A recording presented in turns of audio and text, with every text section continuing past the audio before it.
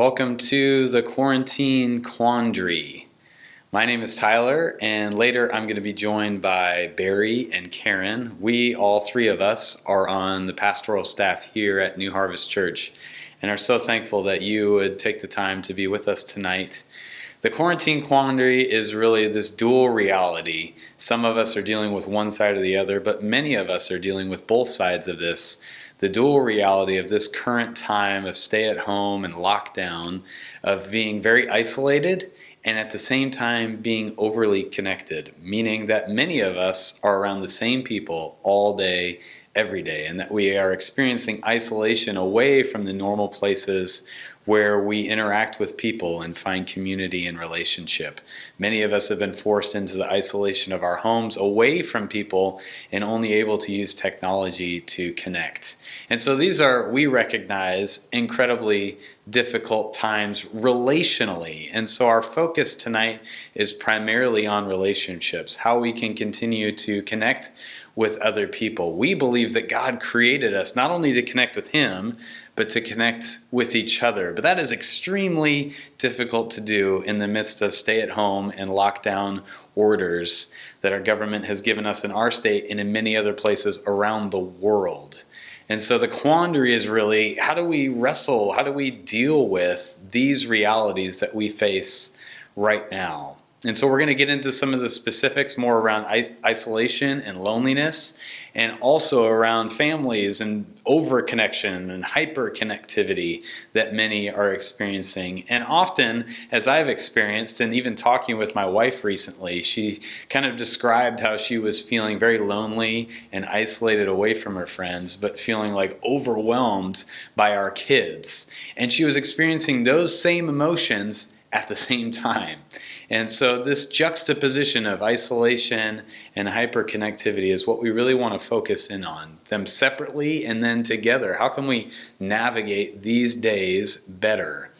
And so that's what we're going to be looking at tonight. But to begin with, we wanted to start with something just more general about how we can, in a very spiritual sense, care for our souls during these times. What are some just basic principles that all of us can find helpful and applicable? And we came across a video by a guy named Dr. Henry Cloud, who is a Christian psychologist, and I just found it so helpful as a kind of a way to build a foundation for how can we navigate these days in a way that can be nourishing for our souls despite the difficulty. And so we're going to start with that, and then we'll come back to Barry and Karen and myself as we kind of interact around some of the more specifics related to loneliness and isolation and hyperconnectivity. So let's start with Dr. Henry Cloud, him sharing just 5 simple ways that we can better care for our souls during these difficult times. I'm Dr. Henry Cloud, and it's good to be with you. I'm a clinical psychologist, and I'm also a person of faith. And in my work for a lot of years, I integrate those two a lot. You know, what it means to be a psychologist and work with the clinical areas of life, like, anxiety and fear and depression and addictions and stress and all of that, as well as the way all of that affects our other aspects of life, our relationships and also our performance, reaching dreams and goals. And specifically how a walk of faith and a walk with Jesus does affect those areas of life. And so right now in that walk, we have found ourselves in a very, very different situation. And the first thing that I would tell you as a psychologist is that it's very important for you to name that reality.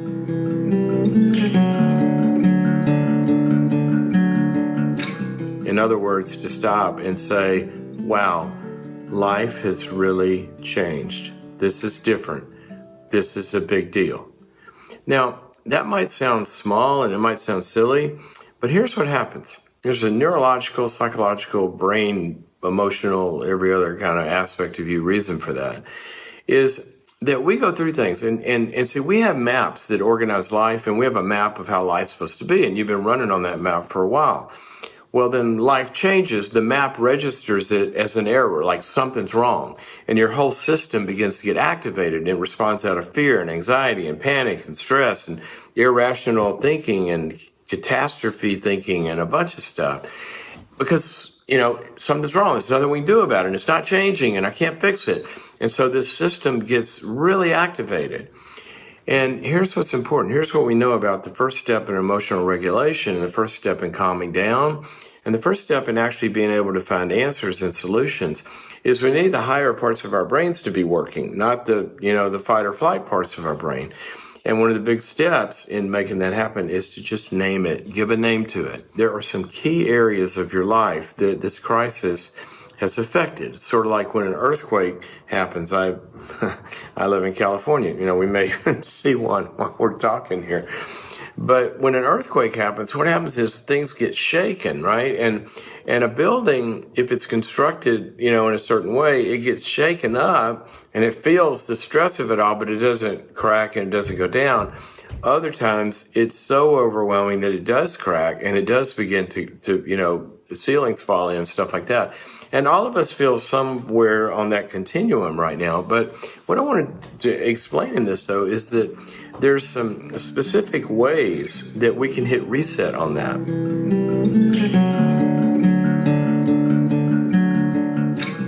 The foundation of a house, like you pour a slab, well, the foundation of a human being is our sense of connectedness, how connected we feel to God and to other people.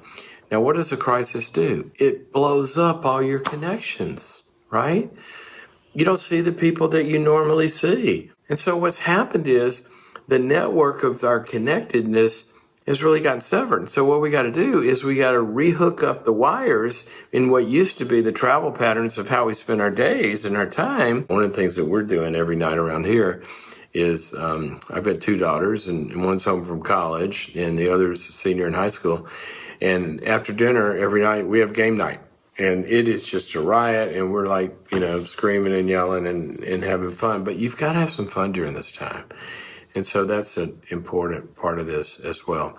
And, you've got to have some hangout times, with FaceTime or Zoom or something like that. And so I want you to think about getting those connections rewired and making sure you have a list of the people you're going to reach out with and connect with, regularly, almost like a dosage of a medicine, because it is medicine.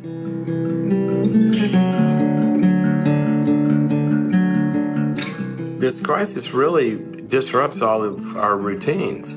So you build a house with there's a foundation, there's a frame to it, and you put the frame up. Well, our schedules, our routines, our regular practices, those frame our house, and it gives us a sense of order of the way life is supposed to go. You get up in the morning, come downstairs, I get my coffee, I get in the car, I go to work, see the same people, there's 5 days in the week, and then the weekends are different, and they go shopping or play golf or tennis or whatever you do, and then Sunday you go to church, and there's a sense of order. Well, all of that's been blown up, and we need those structures. So right now, since all of your routines have kind of gotten wiped out, I want you to create some. And create a schedule. Get up at a regular time. Do your workout at a regular time. Schedule some time in. This is this piece of work and that piece of work and this hangout time. And just as much as you need, I want you to begin to order your days so it's not a bunch of free-flowing stuff because that really, really gets to you.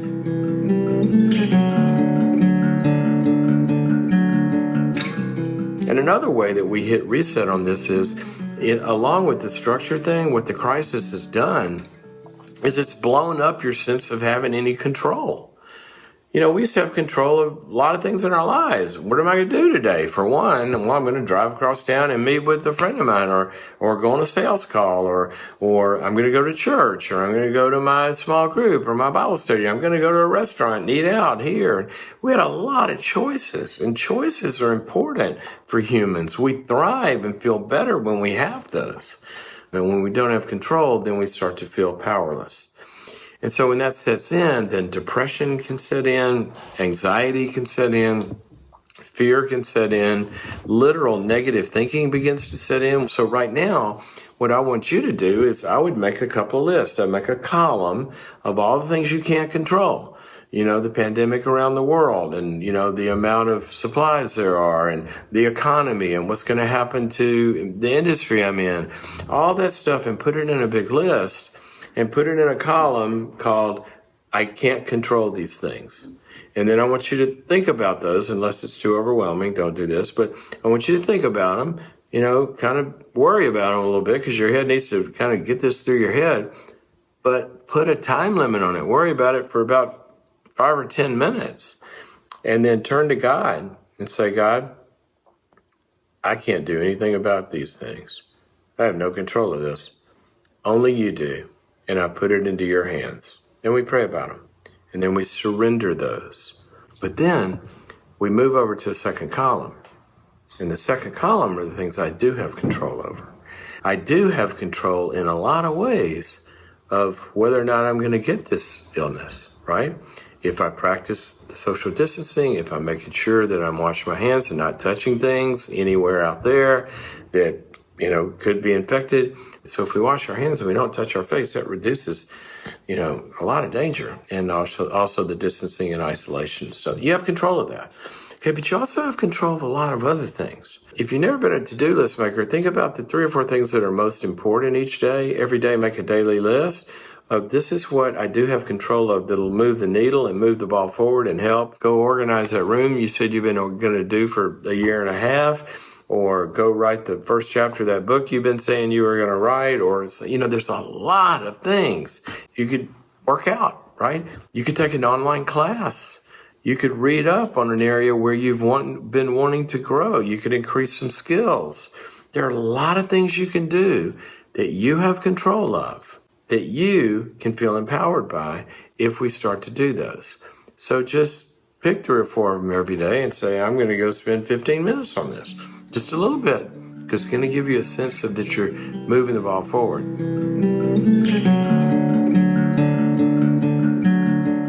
Another thing you have control of is you have control of a lot of what's going into your head. A lot of people, you've heard of post-traumatic stress disorder, PTSD. Well, a lot of people have present traumatic, perpetual traumatic stress disorder because they're watching the news all day long and they're watching the feeds and they're doing all this. So just take a couple of little snippets in the day, in the morning and the evening maybe, where you get your information, because that's important. You need the information. If something new has happened, if there's a new set of rules or guidelines or regulations or medicines or something, we need that. Information is power, and you need that. What we don't need is a bombardment of every single pundit out there, just giving opinions and stuff, filling up our heads, when there's a lot of other things that we could focus our brains on, because that's one of the things that is most important, is how we're using our minds during this time. Now, one of the things you've heard, for example, in mindfulness practices, is people stop and they don't grab those thoughts and they get above them and they just kind of let them go by. Remember the old Baptist preacher? I remember when I was a kid, they'd say, well, you can't you can't keep a bad thought from coming into your head. It's like a bird. You can't keep a bird from flying over your head, but you don't have to grab it and let it build a nest, right? Or help it build a nest. Well, that's exactly right. The Bible says, take every thought captive to the obedience of Christ. So we're going to take that captive and throw it away. We're not going to focus on that. Your mind can focus and think about the things of faith, and think about God and His promises, and think about the things that are actually objective, problem-solving things that we can give our attention to. It's a very, very empowering thing that's called the mind. And the Scripture says, for example, in Romans 12, that our mind can be renewed. And if we work at it and we fill it with God's promises and His truths, and when you read the Scriptures, it's a long story, and your life is a long story. And one of the things about resilience is looking back to other parts of your life, other crises you've been through. Maybe you went through 9/11, what happened at that time?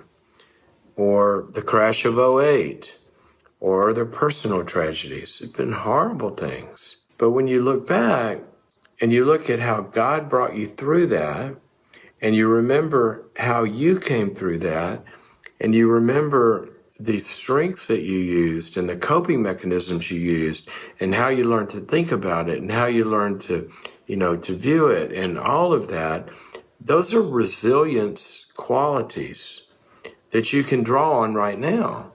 And so when you start to put this in a larger narrative, you're not listening to the crazy thoughts your brain is generating. You're using your mind to have what the Bible calls the mind of Christ. Those are some of the main things I think we could do, is this connection and order and adding some structure and getting some control and recreating the infrastructure of life as we normally know it as much as we can. Those will all help you go through these times, as well as the big spiritual components of reading the scriptures, listening to God's promises, hanging out with Him, praying with each other and for each other, and also practicing gratitude. That's such a big one, to go before God and be grateful for all the things that He has done, and be grateful for all the blessings that He's given us, and know that He's going to always be faithful like that. I'm so glad that we get to be with you also during this crucial time in our life as people, as followers of Christ, and as New Harvest Church. We just received some helpful insights from Dr. Cloud. He really knows what he's talking about, and I know personally the things he shared really do help. And so we're going to take some of those ideas and transition them into the topics that have come to mind, like loneliness, isolation. You know, I was thinking, I've seldom felt alone or lonely. I guess lonely is the right word.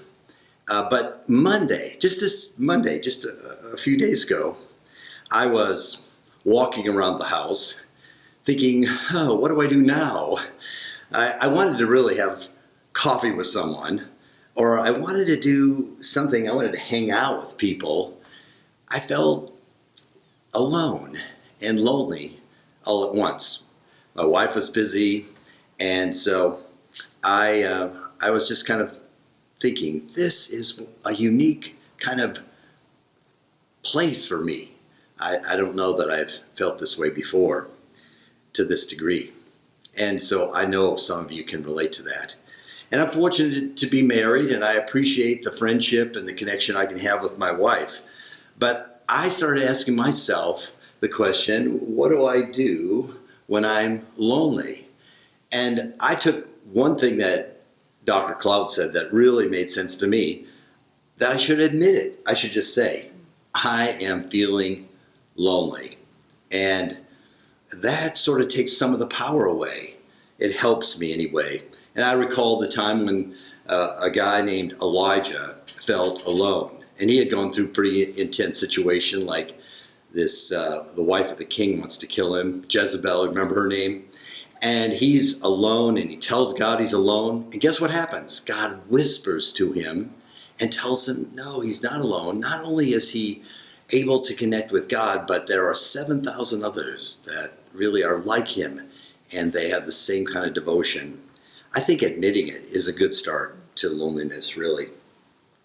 And then I thought about the people that I care about, some of my friends that I haven't been able to see as often. And I started thinking about them and praying for them. I just started having a prayer to God about their need and their well-being. And that helped. I automatically felt closer to them because I was praying for them. And I remember in the Bible, Jesus prayed for his friends. And so his disciples, his friends, and that made sense. And right now, Jesus is praying for us as children of God. It says that he intercedes for us. And as he's doing so, he's feeling more connected to us. It makes sense.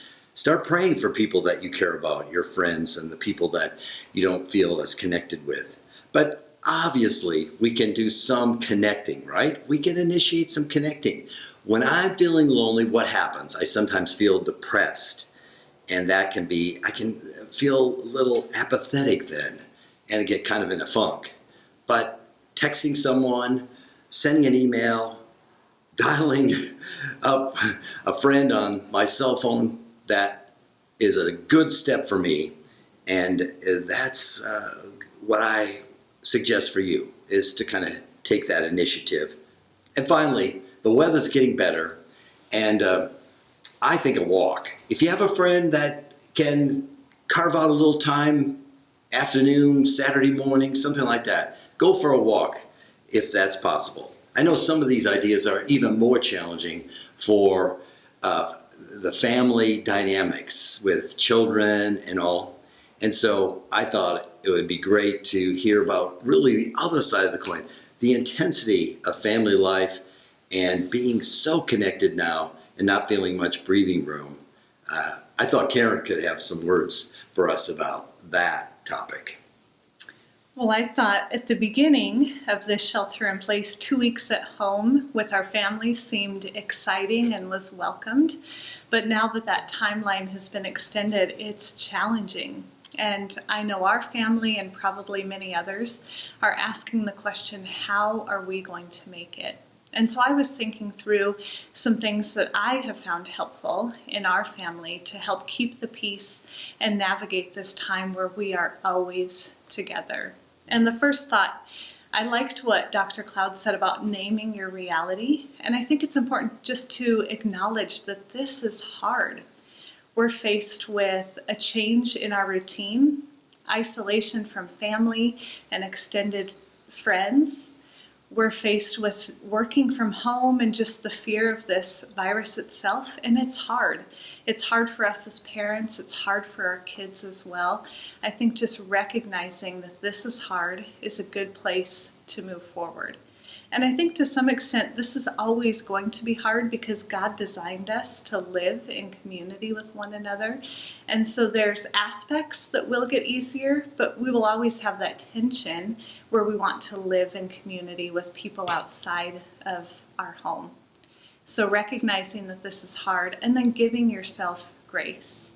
Some days you're going to feel like you're balancing it all really well, but other days you might feel yourself crumble underneath this immense pressure.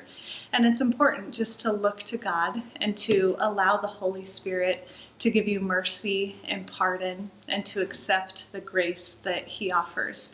And to give grace to your kids too. Your kiddos are processing this crisis as well, and that comes out in clinginess or regressions. It might come out in outbursts and irritability.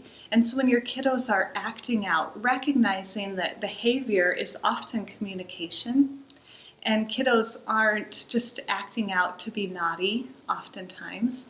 And so instead of just trying to get compliance with their behavior, investigating what's going on underneath the surface. What is their behavior telling you? And so finding a time where you can be calm and talk with them about their feelings and respond to their outbursts in a calm, consistent manner is really important. Also, I was thinking practicing self-care is especially important for us as parents when we're always with the people that depend on us. Finding time to get away to rest and recharge is really important. So whatever positive outlet that is for you, if you're exercising or taking a warm bath or reading a book, connecting with a friend, finding time to rest and recharge. And I was thinking about the airplane analogy that you must put your own oxygen mask on before you help others with theirs. And it's the same with self-care. We have to take care of ourselves before we're able to care for others well. Along with that, making sure that as a family you're practicing daily spiritual self-care, reading the Bible and praying together, just acknowledging your dependence on God now more than ever. The last thought that I have was on keeping a flexible routine. I think at the beginning of this shelter in place, I had the color-coded schedule. I was ready to make the most of each day, and as this has extended, that effort and enthusiasm has waned a little bit, but kids really look for a consistent routine. When everything is unstable around them, having stability and predictability in their routine is really important. So just making sure you have regular wake-up times and bedtimes, regular meal times together as a family, a balance of work and play in your schedule is going to be really helpful. A lot of times kids act out because they crave boundaries. So allowing your kiddos to know expectations of themselves and expectations of their day should help mitigate some of that tension that you might feel during this time. Those are some thoughts that I had for families living in kind of this hyper connectivity where you're together all the time. But I wanted to hear from Barry about marriage. What are some ways that in a marriage spouses can love one another well during this time? Well, thinking of marriage and struggling with the sense that I should be an expert after 40 years, I was realizing that right now, marriage can be one of the most challenging relationships when it could be one of the best. And I feel fairly challenged in marriage as this season feels very stressful. And the closest punching bag I might have is my spouse. And I've noticed that in my edginess and strife about the circumstance, I have taken it out on Wendy now and then, and I didn't mean to. She will ask me a few times in any given week, "Are you mad at me?" And I tell her, "Take the at me off." I'm just mad that things are so different, and this is a vulnerable time. And when we're vulnerable, we kind of go towards the person that maybe will always love us, our spouse, that we're most familiar with. And so just know that we are in this kind of vulnerable state where we could unintentionally almost hurt our spouse. Keeping that in mind, I want marriage to be better, stronger. There's a chance for that because there actually is a little more time, at least in my season in life, there's a little more time to spend with my spouse and to share life with Wendy. But more time does not mean just better. So the word that came to mind is intentional. How will I be intentional in marriage? Well, we have a practice that has been really pretty satisfying relationally as well as physically. We've been going on a walk about an hour a day, and we talk and we catch up on the day. We ask each other questions, and it's really quite a nice time and something we look forward to now. And it's, I can tell, strengthening our marriage. The thing that you can do about intentionality beyond a walk is to remember when you're visiting to ask specific questions. General questions like, how was your day, are fine, but what was the best thing that happened to you today? What was the most challenging thing that happened this day? And so on. I think that kind of intentional interaction can be very helpful. Wendy and I have a commitment to pray together, and that is bonding to us as a couple, and it also makes a difference in the lives of people that we love because we're praying for them, and we're in agreement about that. I would really emphasize that. Mindset. Always think the best about my spouse, and even when things are tense, that really I'm grateful. I don't need to be critical. I can continue to be kind. So my mindset about how I'm viewing my mate is very important. But here's the bottom line in my thinking. Marriage is renewed with meaningful time together. Marriages are renewed by meaningful time together. I think that's a timeless truth. And so meaningful time, what does that look like? How could you define that? What would you do to make that happen in your life? Meaningful time. I think one thing that comes to mind for me as it relates to like helpful practices in marriage is just like communication, especially on like the overly connected side, which is my own family situation. Sometimes we get our kids to bed and I can just tell my wife needs a break, not from the kids, but from life. And that includes me. And so I try and at least kind of like ask the question or even just say, like, I can tell you need some space, and not in a negative way, just like, I'm going to go do this. You do whatever you want. We'll reconvene in an hour or whatever. Mm-hmm. That kind of communication, I think, can be really helpful instead of just assuming that your spouse is doing well or that your spouse needs space. You could ask, or throw out the idea, like, do you need some time alone? Questions like that just kind of make sure that you're not just assuming things and then assuming wrong, and then you're kind of like trying to, wade through the waters of what does that facial expression mean instead of just asking and talking about it. So I know that for me has been really helpful. Anything that comes to mind for you? I was thinking about just the importance of talking about a plan for the day. I know a lot of times in our family, in my marriage specifically, that tension comes when I feel exasperated and I've been helping kids on their schoolwork, I've been managing a baby, and I'm at the end of my rope, and that's when I lash out at my husband, when I'm like, why aren't you stepping in and helping? And so we have had more success keeping the peace when we've talked about what the plan is for the day and what our anticipated needs are of one another. That's really good. One kind of shifting gears, one headline that I saw recently was around children's mental health. There was some headlines about, increased depression and anxiety in really young kids, suicides that have taken place. And I think all of us could acknowledge that in uncertain times, even as adults, we can be like not normal, not feeling normal, and we don't know how to articulate it.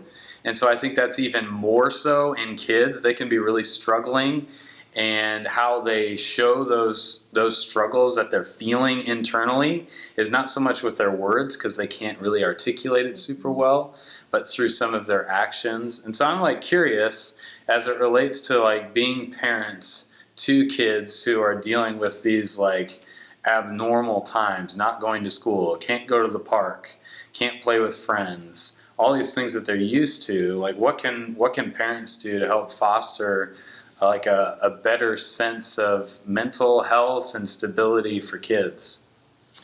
I think first, just validating their feelings and allowing them to communicate what is hard about this experience for them. Is it possibly missing a birthday party or missing those connections with friends? Validating their feelings and then modeling calmness as parents. Kids learn from us how to manage stress, and so if we're managing that stress in a healthy way, they will model after that. Also, being honest with kids about this experience, but not telling them more than they need to know. They can sense when we're not being truthful or when we're withholding information, and that can heighten the stress during this time. So being honest with them about the protective measures that are taking place are for their benefit, but also having an attitude of faith over fear in your home, trusting that God is in control and that He is provider and healer and in control of the situation. Also, balancing screen time with outdoor time. There is so much screen time in this season. Kids are relying on it for school and for connection with loved ones. Parents are relying on it maybe just so they can get something done and have their kids occupied. So there are benefits to screen time, but too much screen time can make anyone feel tense and anxious. So balancing that with time outdoors. You should get outdoors every single day. Allow kids to use their imaginative play and have that freedom of expression as well. And just creating time for kids to have social interaction with their friends. Again, that's going to rely heavily on screen time, but allowing them to have play dates. There are a lot of games that you can play over technology these days. And so whether that's with grandparents or friends or extended family, just having that outlet. Kids thrive when they have a circle of security of adults who care about them. And so trying to extend that beyond the family during this time is important. I think one thing that comes to mind for me as I think about like my own kids acting out, doing things that are maybe abnormal for them, I try and help them understand that they're struggling or that this is difficult, and make sure that they know that that's okay. Because again, I think like kids will lash out in various ways that are abnormal for them, And what they're doing in that is kind of expressing this turmoil that's inside of them, and they don't really know how to articulate it. They don't know how to describe it. They're just not right. So something happens that, is abnormal for them. And I try and like walk it back and say, well, maybe you're having a hard time. Maybe you didn't get enough sleep last night. Maybe you woke up too early. Maybe this is just really hard. You haven't been around your friends. You're not going to school. And so like giving them permission to make mistakes or bad choices, and then offering them like an opportunity to acknowledge it. Like we don't just have to act like it didn't happen. We can acknowledge that it did happen, ask for forgiveness if we hurt somebody around us, and at the same time, when somebody hurts us, be willing to offer grace and forgiveness to them.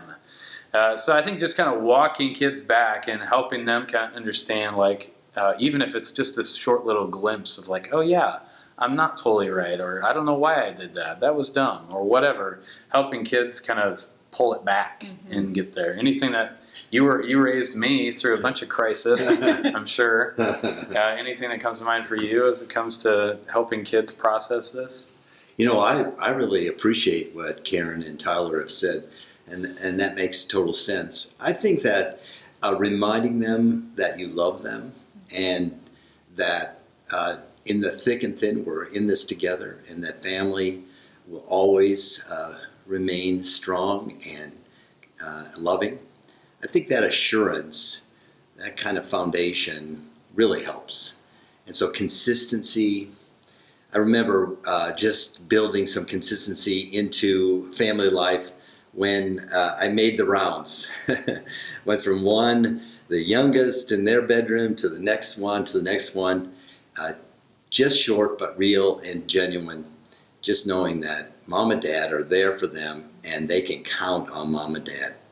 So those kind of strengths come to mind when I think about a time of challenge and turmoil that we're going through. So what would be some of the final kind of concluding thoughts that we might share? And I have an idea that in an overarching kind of way, I think of this time as being a reminder of how much I need God's help. If we ever kind of move towards a place of self-sufficiency, or I can take care of myself, or get thinking about our self-dependency, and realize how fragile that is, and now it's pushing me towards, and others I'm sensing towards, finding a deeper faith, a stronger connection with God. I think of that at this time, and so do that. I think what comes to mind for me is just something that's been helpful for me, as I was kind of talking about helping my kids take steps back and try and figure out what's happening internally, is for me to model that as a parent. When I raise my voice, when I get frustrated, when I'm too quick with them, is just to say, you know what, Daddy didn't do that very well, and to ask for forgiveness. And that's been like almost a daily practice at our house, is to get around the dinner table, and we're at the end of the day and we're all frustrated because we've been around each other all day, and to kind of go around the table and acknowledge, like, we didn't do our best, but we tried, and we're going to try and do better the next day. And to just kind of acknowledge that this is hard for all of us, and to ask for the forgiveness, kind of like a team. We would kind of link arms together and say, yeah, we all screwed up, and we're going to keep moving forward together. That's been something that we've done pretty consistently in my family, mostly because we continue to make more and more mistakes. So it's been necessary. But just asking for forgiveness is, I think, a really helpful thing. That's great. I think one thing that we've tried to do as a family is just finding a little bit of adventure in each day, something that is different than the norm, something that would model kind of the schedule and routine that we're used to. And so whether that's taking a walk in a different place, or the other night we took our boys out for ice cream, and just for them to have the ability to get a treat and to run around in a place that they haven't been in a while was really uplifting for them, and just gave our family a nice space to breathe. I think that it's easy to get so weighed down in the heaviness of this season right now, and just home life is more challenging, and it's so easy to focus a lot of our effort and attention on just getting through the day, but taking time to make each day special and meaningful has helped balance our home. That's good. Having some fun. I think Dr. Cloud even said that, didn't he? Well, it's been really great to be together to share on such important topics, really counting on the fact that some of these ideas will help and will encourage and will give you some sense of direction and guidance. So we're going to just close with a prayer, asking God to bless you and your families. Father in heaven, I'm really appreciating the connection with Tyler and Karen as we've shared this evening, and pray, God, that you will be using this to encourage and direct and give support by your presence and spirit in their lives. Pray, God, for the perseverance that we need, the grace that we need, and the assurance that you will carry us through these days. Turning to you, committing this time, these ideas, and each family to you in the name of Christ. Amen. Good to be with you.